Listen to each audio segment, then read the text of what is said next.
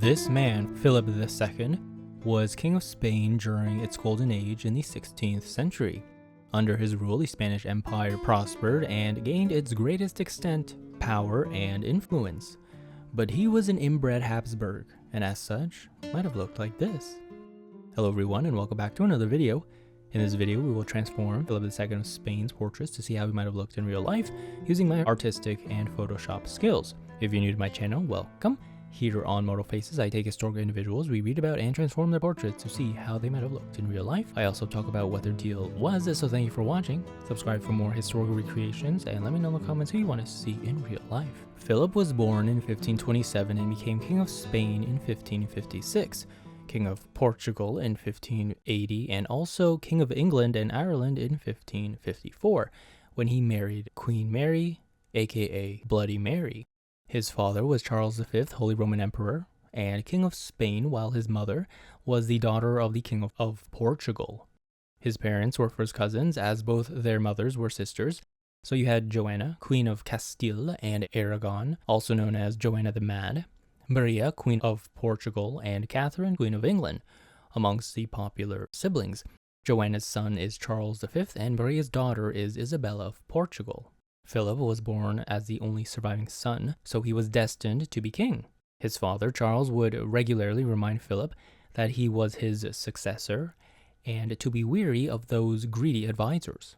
When he was 13, his father gradually increased his responsibilities. He gave him the Duchy of Milan, and then the Netherlands, and finally Spain, as he retired in 1556.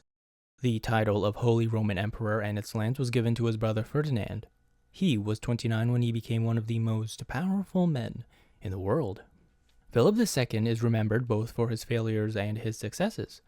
As a ruler, Philip was stubborn, bitter, and paranoid, and his court was no better. It was slow and ineffective, prone to factionalism and infighting. The failures of Philip's government were great. It failed in suppressing the revolt of the Netherlands, and it sacrificed the invincible Armada to the English in 1588. Its successes, however, were also great. Under Philip, the Ottomans were defeated, and the spread of Protestantism in Italy and Spain was prevented, and a literary golden age began. Which cousins did he marry?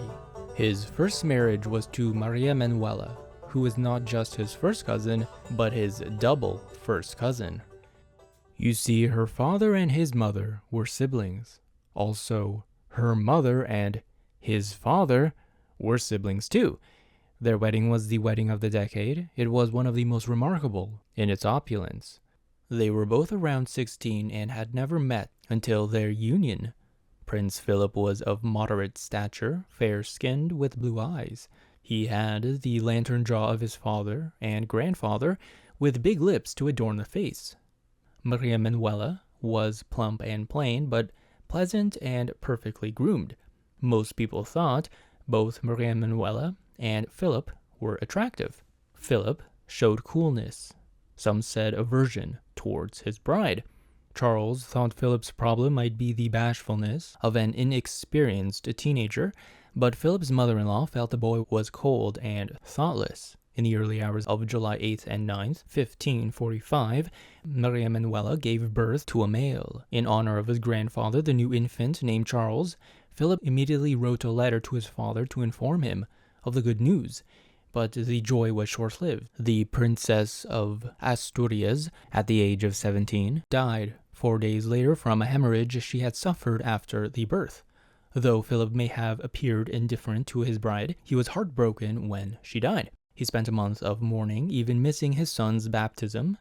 He returned to court only when the members of the council insisted that his presence was necessary for the orderly process of government. 10 years later, in 1554, he would marry Mary I of England, his parents' maternal first cousin. She was much older at 37. Unlike with Princess Elisabeth, the future Queen of England, her half-sister Mary and Philip would favor Catholicism over Protestantism and tried to revitalize the Roman Catholic Church in England. He was joint sovereign of England, however, under their marriage agreement. Once the marriage ended, his role in England too would end. So Mary died in 1558 after 4 years of marriage without any children. He was now 31 and with only one male heir. So after trying and dying a Portuguese cousin his own age, and then a much older English cousin, it was time to test his luck with a much younger French girl and marry the daughter of King Henry II of France, Elisabeth de Valois. Philip was completely enchanted by his 14-year-old bride, and by 1564 had given up his infidelities. Despite the significant age difference, Elizabeth was also quite pleased with her husband.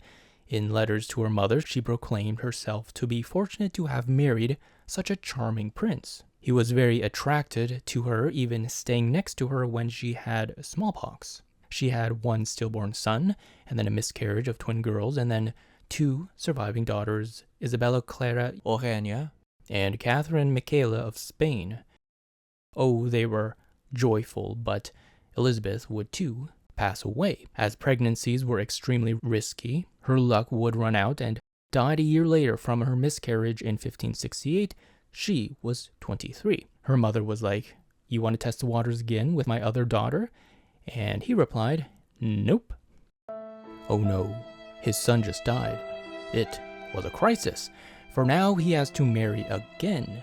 Maybe, since he got a son from his closer cousin the first time, he decided to marry Anna of Austria, his niece and first cousin once removed. It was also a good match because her grandfather was Ferdinand the brother, who inherited his father's Holy Roman Empire's lands.